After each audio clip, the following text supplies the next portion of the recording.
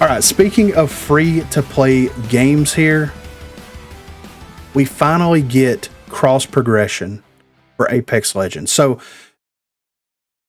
it's confirmed, right? And they're still rolling it out. But at long last, cross progression is finally coming to Apex Legends. After years and years of waiting, players who play across multiple platforms will now have their accounts merged. Here's how cross progression works in Apex Legends.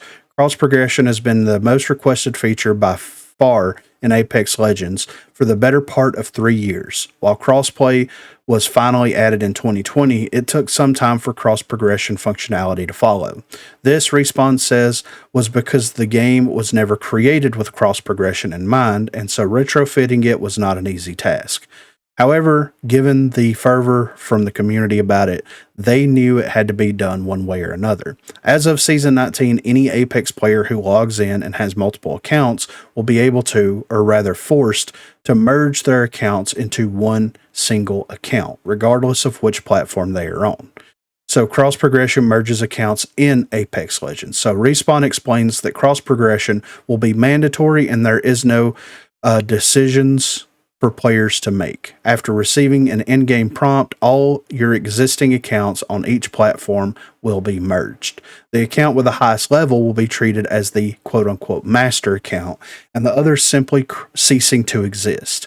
However, don't panic. Your progression, like badges and cosmetics, should be combined, and you will receive information about the total items being transferred.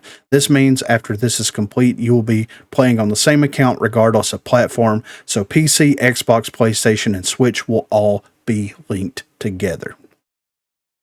This is a huge W.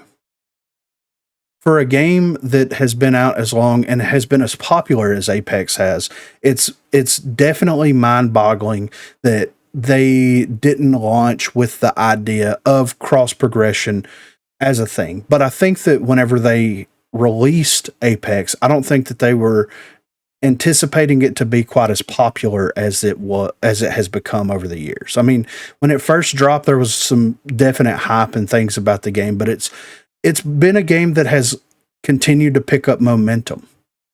And it's very rare that a game releases and is able to pick up momentum like that. But what I do want to ask, and this is for Corey and Garbo, whichever one or both, you guys recently upgraded from PS4 to PS5. You guys played on PS4 and are currently playing on PS5. Did your account stuff transfer over to the new systems? Was it tied to your PlayStation Network IDs, or is it something that is going to merge with everybody else? It was tied to the PSN stuff. Yes, yeah. Yeah, I still have all my achievements and playtime on everything the PS4.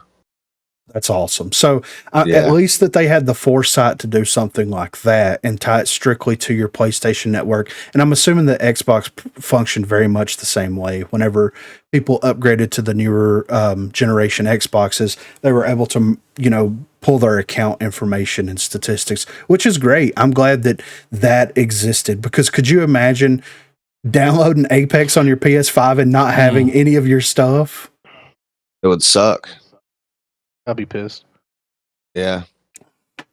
I mean, it does suck whenever you spend all this money on cosmetics and things like that and you can't access or equip any of it. So I can imagine that a lot of players would probably be a little bit hesitant to return to the game whenever they lost access to all of that stuff. So, and it's got Switch support, which is crazy. Wow. Yeah. Which is insane, right? And I think that, Corey, your brother's played on Switch, right? He only plays on Switch now, yeah. So, and what has he said about the performance of Switch for Apex? It runs fine. He hasn't had any issues with it. He's like, every now and then there'll be some lag during, like, if you end up in like a 4 or 5 team gun battle and people are dropping ults left and right. Yeah. But other than that, he's got better stats than I do and everything. That's wild. It's crazy how, yeah. But that goes to show you that companies that really want to prioritize what fans want, they will go to the most extreme lengths possible to make sure that the fans have access to it, whether it be crossplay, cross progression, or the ability to play on what some people consider an inferior hardware. So it really shows the dedication that that Respawn has specifically for Apex Legends, and hats off to them. Respawn, I think, does a great job with that, and I've said it before, and I'll keep saying it. It's my favorite battle royale right now, and I think it's going to hold that title for a while. It'll definitely take a lot to dethrone that. I mean, and it seems like that they actively listen to their player base. I mean, when things seem to be a little bit out of whack, they seem to take the time to get in there and really look at the nuts and bolts of the situation and do the things that need to be done in order to make it a fun and fair experience for everyone involved. It seems like a team of developers that enjoys their job and loves their fans. Yeah, exactly. And you can't ask for more than that in the gaming world. Exactly. And they have some incredible cosmetics to boot. Dude, just about every battle pass or event that they start doing, man, there's always some stuff in there. It's like, I would spend real money to buy that cosmetic. Right. And now with games slowly starting to migrate more and more to a free to play, did it crash again? No. Oh, okay. No. Okay. Sorry. I saw the bullseye and I was like, is this the sign? What was I saying? But with, what was I saying? Other games are focused on free to play. Okay, yeah. So with other games focusing more and more on like free to play and battle passes and things like that, your cosmetics are going to be the main way that revenue is made for these games. And having top tier cosmetics is going to be, the thing that drives the development and the continued development of that. And it sucks whenever you see game studios, developers that just kind of fully abandon releasing content into the game, except for an occasional battle pass or event pass that's released every so often. It is what it is. Yeah. I don't mind the battle pass model, man. It kind of lets me pick and choose what I want to spend money on. If there's a battle pass I particularly like, I don't have to buy it. And if there's one that I really do like, then I will buy it. Right. And I think that this opens up just a little bit to a more broad topic. It's like, we have the ability in 2023 to directly support the developers by spending our money on things in game.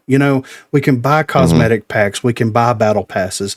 That's our way of supporting them. Back in the day, you spend $60 on a new game, and then you might occasionally get some DLC that you can throw at it if it's a game that you really enjoyed.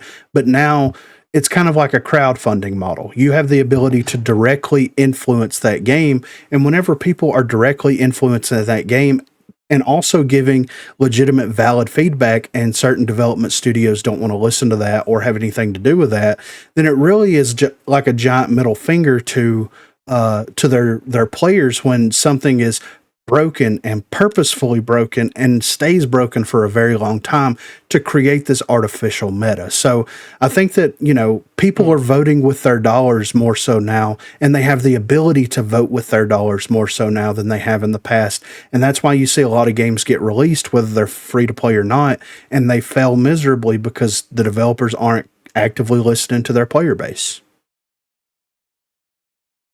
So, but yeah, I think that they were rolling out this cross progression thing to certain accounts. I haven't tried to log into it with Steam because I currently have it on EA, but I do want to pull my progression over to Steam or Epic, which if it's available on Epic, I'm going to get it on there.